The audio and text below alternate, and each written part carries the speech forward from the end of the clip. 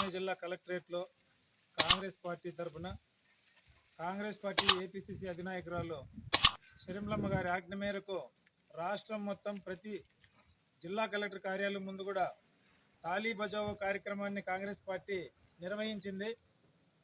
ఈ కార్యక్రమాన్ని నిర్వహించడానికి మూల కారణం నిద్రావస్థలో ఉన్న కూటమి ప్రభుత్వాన్ని నిద్ర లేపడం, వాగ్దానాలు చేసి అత్యధిక మెజార్టీలు వచ్చినాయని చెప్పి భుజాలు తట్టుకొని ఈరోజు ఇచ్చిన మాటను ఒక్కదాన్ని కూడా తుంగలో దొక్కేసి వాగ్దానాలను పక్కన పెట్టేసి అది ఇది అని చెప్పుకుంటూ కాలయాపన చేస్తున్నారు. ప్రజలకు మీరు ఇచ్చిన వాగ్దానాలు ఎప్పుడు మీరు అమలు పెట్టడం మొదలు పెడతారు? ఇకపోతే ఈ మధ్యనే ఇది మంచి ప్రభుత్వం అని గోడపత్రికలో లేకుంటే అదేందో మొత్తము అతికించుకుంటున్నారు.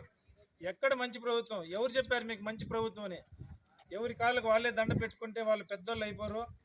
మీరు మంచి ప్రభుత్వం అనేది ప్రజలు చెప్తే కానీ అది మంచిదా చెడ్డదా అనేది మీరు తెలుసుకోవాలి. కానీ మీ అంతకు మీరే ఇది మంచి ప్రభుత్వం అని చెప్పి పోస్టర్లన్నీ అతికించుకుంటా గోళ్ళకు పోతా ఉంటే అది మంచి ప్రభుత్వం అయిపోదు.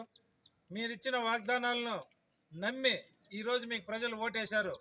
ఇంతకుముందు వైసీపీ ప్రభుత్వం చేసిన పూర్తిగా దోచుకునే పరిస్థితులు ఏవైతే ఉన్నాయో అందులో భాగంగానే ఇప్పుడున్న మీ ప్రభుత్వం కూడా ముందుకొచ్చి దోచుకునే కార్యక్రమాలు తప్ప అభివృద్ధి కార్యక్రమాలు చేయలేదు.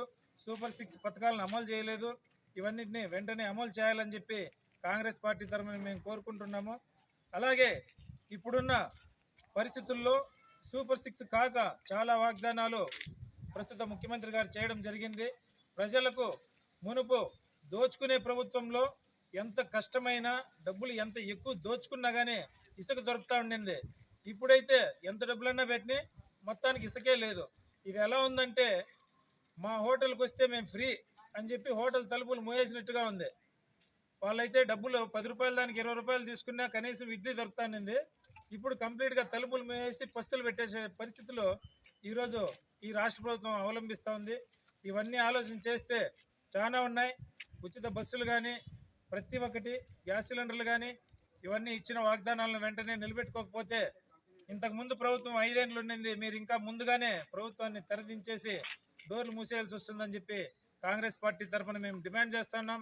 మీరు ఇచ్చిన వాగ్దానాలన్నింటినీ వెంటనే అమలు పరచాలా, ప్రజలకందరికీ చేదోడు వాదోడుగా ఉండాలని చెప్పి ఈ సందర్భంగా మేము కోరుకుంటున్నాం.